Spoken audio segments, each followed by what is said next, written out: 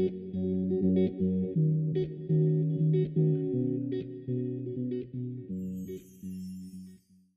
phase, Cherri White.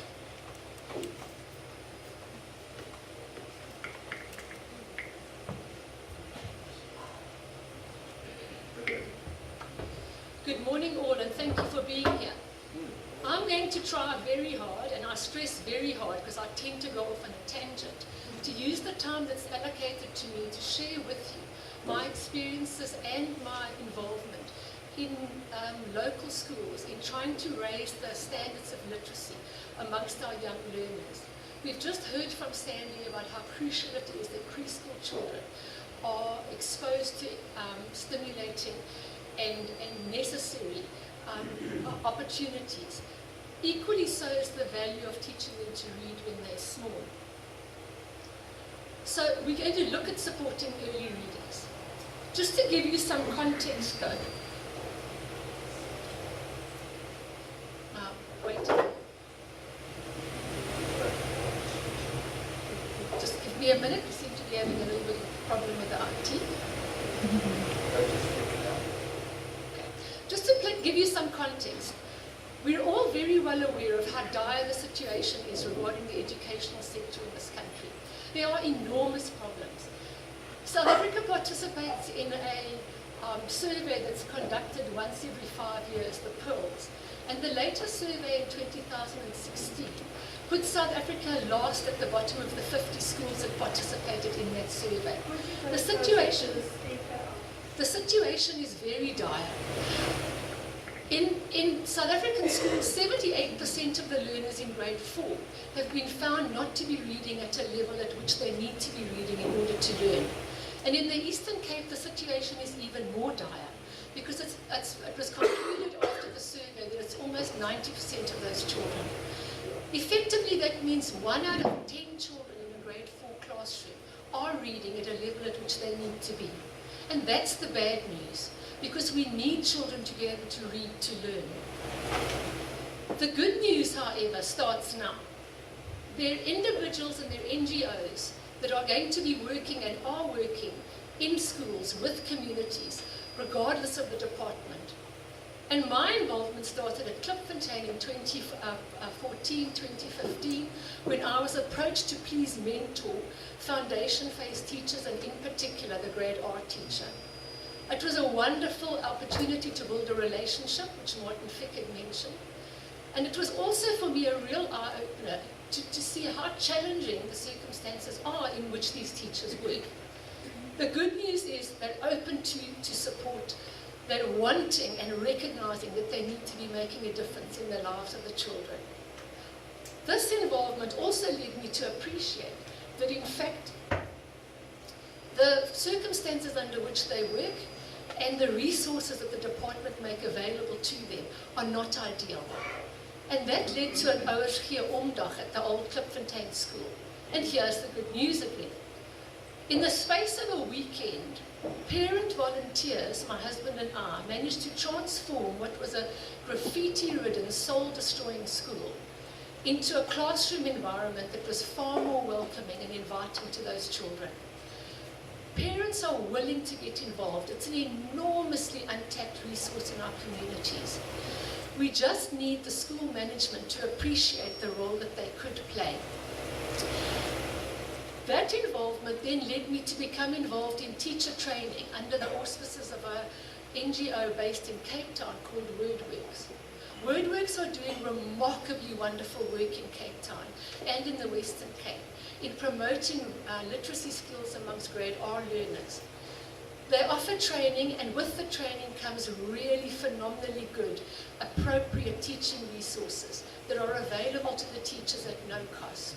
So in 2016 and 2017, I then started teacher training in schools in Alex and Kenton, Port Alfred and in Namato, drawing teachers from schools like Bathurst and Shaw Park.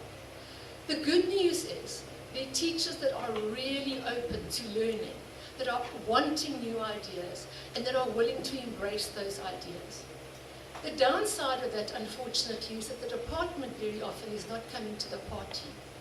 But I live in hope that teachers will be making the difference in the classroom, not departmental officials. The involvement with teacher training also is coupled with volunteer involvement. Amy Webster, who's sitting in the audience today, started the volunteer program at Klipfontein, and when I got involved in Klipfontein, continued with the program. The good news again, we've got volunteers in our communities, reliable, dependable, hardworking, enthusiastic, who are willing to make a difference in the lives of struggling learners in grade 1. The downside, of course, it needs the buy-in from the school management, and that sadly is not always forthcoming. My involvement at Klipfontein obviously has been quite deep, and I realized that the children need the opportunity to appreciate that books can be enjoyed for pleasure as well, and it led to a library initiative. Thanks to funding from the local Rotary Club, from the Periwinkle Trust, from BiblioNef, an NGO in Cape Town, from Fogarty's bookstore in Port Elizabeth, members of book clubs dotted around the country, local residents, and in fact also my old school where I taught in Johannesburg. We've been able to stock the library with the most wonderful selection of children's books in both Afrikaans and in English. The library is open and runs 2 days a week, in the morning and the afternoon. And children attend library lessons in the mornings, and older children may come to the library to borrow books in the afternoon. For the first time, these children are able to take books home to their families and to enjoy them. And I've been really encouraged by the return rate, because the naysayers said you're going to give those books to those children and you'll never see them again. Children really are motivated to learn, and when they have somebody affirming their efforts, they respond even more positively.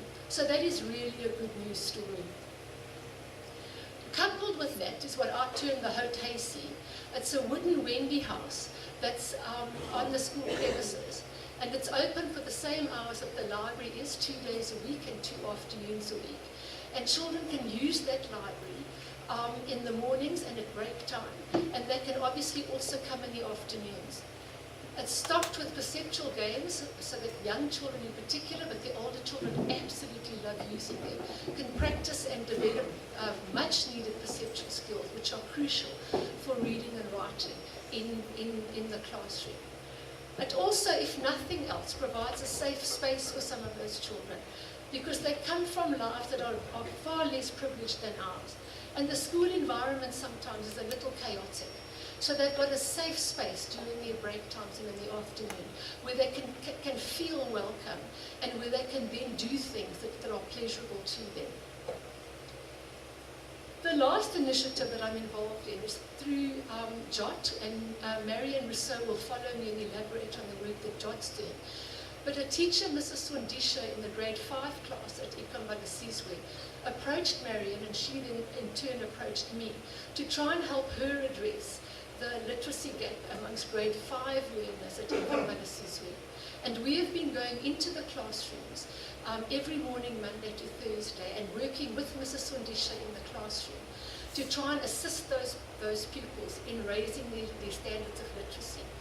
Dare I say it's a good news story. It's a bad news story that they need our input. But the good news is that the children arrive, they are enthusiastic, they're committed, they're dedicated to the task, and they really apply themselves.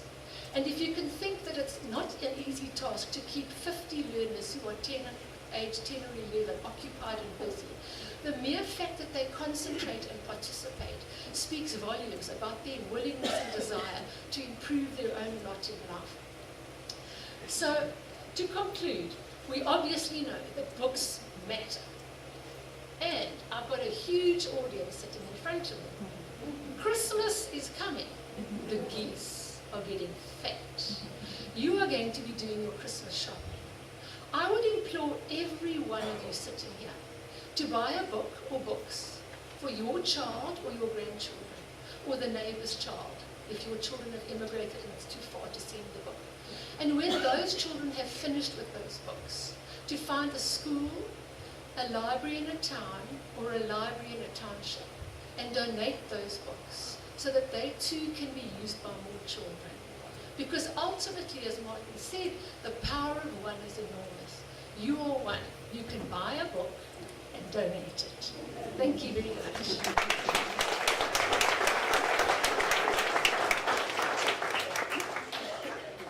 Cherri, thanks so much. Oh, you can hear that we're in the teacher category now because it's exactly 10 minutes.